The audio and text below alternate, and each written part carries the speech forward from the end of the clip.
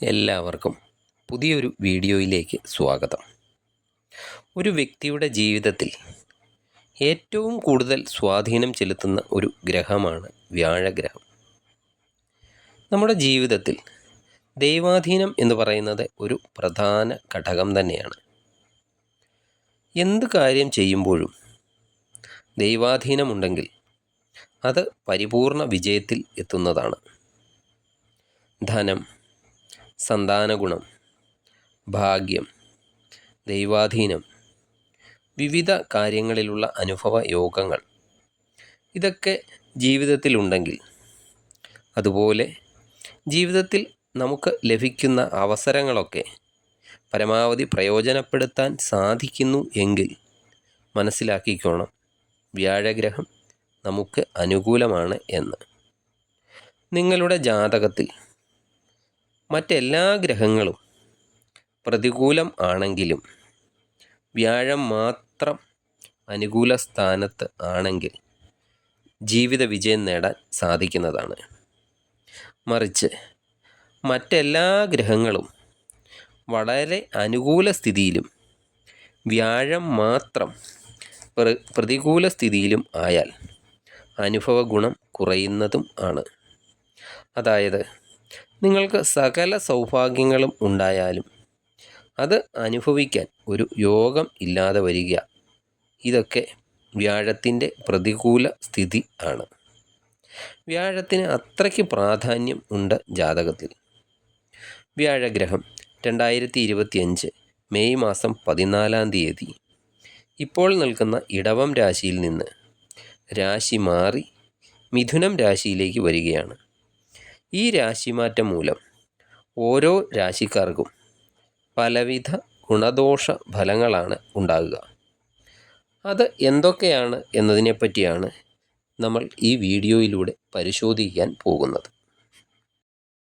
വൃശ്ചികക്കൂറിൽ വരുന്ന വിശാഖത്തിൻ്റെ അവസാനത്തെ കാൽഭാഗം, അനിഴം, തൃക്കേട്ട എന്നീ നക്ഷത്രക്കാർക്ക് വ്യാഴം ഇപ്പോൾ 7ാം ഭാവത്തിൽ അഭീഷ്ട സ്ഥാനത്താണ് സ്ഥിതി ചെയ്യുന്നത്. ശനി 4ാം ഭാവത്തിൽ അർത്ഥാഷ്ടമ ശനിയായി നിൽക്കുന്നു. ശനിയുടെ ഗോചരം കഴിഞ്ഞ 2.5 വർഷത്തോളമായി വൃശ്ചികക്കൂറുകാർക്ക് അല്പം ബുദ്ധിമുട്ടുകൾ ഉണ്ടാക്കുന്നു എങ്കിലും വ്യാഴം കഴിഞ്ഞ 1 വർഷമായി 7ാം ഭാവത്തിൽ നിൽക്കുന്നത് കൊണ്ട് ദൈവാധീനമൊക്കെ ഉണ്ടാകുന്നത് കാരണം വലിയ പ്രശ്നങ്ങൾ ഇല്ലാതെ കഴിഞ്ഞ 1 വർഷമായിട്ട് വൃശ്ചികക്കൂറുകാർ കടന്നു പോവുകയാണ്. എന്നാൽ ജാതകത്തിൽ വ്യാഴം മോശസ്ഥാനങ്ങളിലൊക്കെ നിൽക്കുന്നവർക്ക്, അതുപോലെ ശനിയൊക്കെ മോശസ്ഥാനത്തൊക്കെ നിൽക്കുന്നവർക്ക് ഒക്കെ അല്പം പ്രശ്നങ്ങളിലൂടെയും കടന്നു പോകുന്നുണ്ട്. എന്നാലും കുറച്ച് വൃശ്ചികക്കൂറുകാർക്ക് സന്തോഷവും, അതുപോലെ വിവാഹമൊക്കെ നടക്കാതിരുന്നവരാണെങ്കിൽ അവർക്ക് ഈ കഴിഞ്ഞ സമയങ്ങളിലൊക്കെ വിവാഹം നടന്നതും ഒക്കെ കാണുവാൻ കഴിയുന്നതാണ്. അതുപോലെ സുഹൃത്തുക്കളും ബന്ധുക്കളും ഒക്കെയായി സമയം ചെലവഴിക്കുന്നതിനും ഒക്കെയുള്ള അവസരങ്ങൾ ഈ സമയത്ത് നിങ്ങൾക്ക് ലഭിച്ചിട്ടുണ്ടായിരിക്കണം. വൃശ്ചികക്കൂറുകാർ തീർച്ചയായും നിങ്ങളുടെ ജാതകമൊക്കെ പരിശോധിച്ച് ശനിയുടെയും വ്യാഴത്തിൻ്റെയും സ്ഥിതി നിങ്ങൾക്ക് അനുകൂലമാണോ അതോ പ്രതികൂലമാണോ എന്ന് തീർച്ചയായും പരിശോധിക്കുക. അതുപോലെ ശനിക്കും വ്യാഴത്തിനുമൊക്കെ വേണ്ട പരിഹാര മാർഗങ്ങൾ ചെയ്യുകയും ചെയ്യണം. വ്യാഴപ്രീതിക്ക് വേണ്ടുന്ന പരിഹാര മാർഗങ്ങൾ ഈ വീഡിയോയുടെ അവസാനം ഞാൻ പറയുന്നതാണ്. വൃശ്ചികക്കൂറുകാർക്ക് മെയ് 14 വ്യാഴം 7-ൽ നിന്ന് 8-ലേക്കാണ് രാശി മാറുന്നത്. ശനി മാർച്ച് അവസാനം 4-ൽ നിന്ന് 5-ലേക്കാണ് രാശി മാറുന്നത്. ഈ 2 ഗ്രഹങ്ങളുടെയും ചാരവശാലുള്ള രാശിമാറ്റം വൃശ്ചികക്കൂറുകാർക്ക് ഒരു അത്ര അനുകൂല സ്ഥിതിയിലല്ല എന്ന് വേണമെങ്കിൽ പറയാം.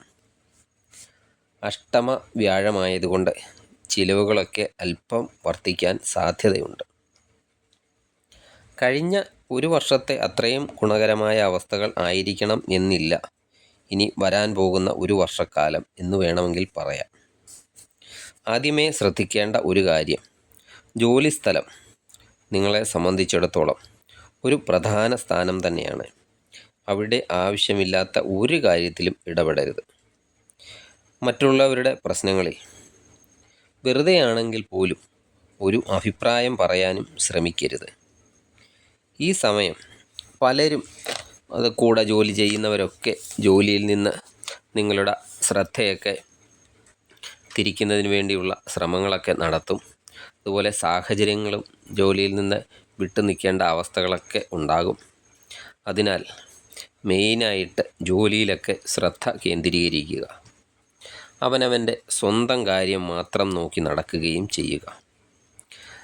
അതുപോലെ ജോലി സ്ഥലത്തൊക്കെ ജോലി പൂർത്തീകരിക്കുന്നതിന് വേണ്ടി നേരത്തെ ഉണ്ടായിരുന്നതിലും അല്പം അധിക പരിശ്രമമൊക്കെ ചെയ്താൽ ഈ സമയത്ത് നിങ്ങൾക്ക് വിജയം ഉറപ്പാണ്. നേരായ വഴികളിലൂടെ അല്ലാതെയുള്ള പ്രവർത്തനങ്ങൾ അത് ഏത് കാര്യത്തിലായാലും ചെയ്യാതിരിക്കുക. കുറുക്കു വഴികളൊക്കെ കാര്യം നേടാൻ വേണ്ടിയുള്ള കുറുക്കു വഴികളൊക്കെ പരമാവധി ഒഴിവാക്കാൻ ശ്രദ്ധിക്കണം. അതുപോലെ എന്താണെങ്കിലും പ്രധാനപ്പെട്ട രേഖകളിലൊക്കെ ഒപ്പുവയ്ക്കുമ്പോഴും അതിനെക്കുറിച്ചൊക്കെ നല്ലവണ്ണം പഠിച്ച് മനസ്സിലാക്കിയൊക്കെ വേണം ഒപ്പുവയ്ക്കേണ്ടത്. കേസും കോടതി കാര്യങ്ങളും ഒക്കെ നടക്കുന്ന വൃശ്ചികക്കൂറുകാർ ഉണ്ടെങ്കിൽ അതിനൊക്കെ അല്പം കാലതാമസം ഈ സമയത്ത് വന്നേക്കാം.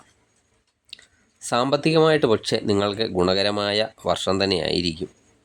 സാമ്പത്തികം വരുന്നതിന് അനുസരിച്ചുള്ള ചിലവുകളും ഉണ്ടാകും എന്ന് മാത്രം. അതുപോലെ നല്ല രീതിയിലൊക്കെ മറ്റുള്ളവരോട് ഇടപെടാനും സംസാരിക്കാനും ഒക്കെ ഈ സമയത്ത് നിങ്ങൾക്ക് കഴിയുന്നതാണ്. സംസാരിക്കുക വഴി മറ്റുള്ളവരുടെയൊക്കെ ശ്രദ്ധയൊക്കെ പിടിച്ചു പറ്റാൻ ഈ സമയത്തൊക്കെ സാധിക്കുന്നതാണ്. പണം, ആഭരണം പോലുള്ള വസ്തുക്കളൊക്കെ കൈകാര്യം ചെയ്യുന്നതിലൊക്കെ അല്പം ശ്രദ്ധ ഈ സമയത്ത് കൊടുക്കണം. അതുപോലെ എന്തെങ്കിലും വിലപിടിപ്പുള്ള രേഖകളൊക്കെ സൂക്ഷിക്കുന്ന കാര്യത്തിലും കൂടുതൽ ശ്രദ്ധ ഈ സമയത്ത് കൊടുക്കേണ്ടതാണ്. കുടുംബ ബന്ധങ്ങളിലൊക്കെ കൂടുതൽ ശ്രദ്ധ കൊടുക്കുകയും പങ്കാളിയുമായും അതുപോലെ മറ്റ് കുടുംബാംഗങ്ങളുമായും ഒക്കെയുള്ള സമീപനങ്ങളിലൊക്കെ കൂടുതൽ ശ്രദ്ധ കൊടുക്കണം. അവരുമായിട്ടൊക്കെ കൂടുതൽ സമയം ചിലവഴിക്കാൻ ശ്രദ്ധിക്കുക. എല്ലാ കാര്യങ്ങളും കുടുംബത്തെ തുറന്ന് സംസാരിക്കുക പരസ്പരം. അതുപോലെ പങ്കാളിയുമായിട്ടോ അല്ലെങ്കിൽ കുടുംബാംഗങ്ങളുമായിട്ടോ ഒക്കെ ഒരുമിച്ച് സന്തോഷകരമായ യാത്രകളൊക്കെ നടത്തുകയോ ക്ഷേത്ര ദർശനമൊക്കെ നടത്തുകയോ ചെയ്യുക. മനസ്സിന് സന്തോഷം കിട്ടുന്ന കാര്യങ്ങളൊക്കെ കൂടുതൽ ഈ സമയത്ത് ചെയ്യാൻ ശ്രമിക്കുക. യോഗ പോലുള്ള കാര്യങ്ങളൊക്കെ ഈ സമയം ശീലിക്കുന്നത് നിങ്ങളെ കൂടുതൽ ഒരു പോസിറ്റീവായിരിക്കാൻ സഹായിക്കുന്നതാണ്. സുഹൃത്തുക്കളുമൊക്കെ ആയിട്ട് ഒഴിവ് സമയം ചിലവഴിക്കുകയും സുഹൃത്തുക്കളുമായുള്ള ബന്ധമൊക്കെ കൂടുതൽ ശക്തമാക്കാനും ഈ സമയത്ത് ശ്രമിക്കുക. സുഹൃത്തുക്കളുമായി ഒന്നിച്ച് ചെറിയ ചെറിയ ഉല്ലാസ യാത്രകളൊക്കെ പോകുന്നതിന് ശ്രമിക്കുക. മനസ്സിനെ എപ്പോഴും റിലാക്സേഷനായി വെക്കുക. ആരോഗ്യമൊക്കെ ശ്രദ്ധിക്കണം. ആരോഗ്യം ശ്രദ്ധിക്കുന്നതിന് വേണ്ടി ഭക്ഷണങ്ങളിലൊക്കെ നിയന്ത്രണങ്ങൾ ഏർപ്പെടുത്തുക. അതുപോലെ യോഗ, എക്സസൈസ് പോലുള്ള കാര്യങ്ങളൊക്കെ ചെയ്യുക. കഴിയുന്നതും ദൂരയാത്രകൾ, അനാവശ്യമായ ദൂരയാത്രകളൊക്കെ ഒഴിവാക്കാൻ ഈ സമയത്ത് ശ്രദ്ധിക്കുക. ഇത്രയും കാര്യങ്ങളൊക്കെയാണ് വ്യാഴമാറ്റം മൂലം നിങ്ങൾക്കുണ്ടാകാൻ സാധ്യതയുള്ള കുറച്ച് കാര്യങ്ങൾ.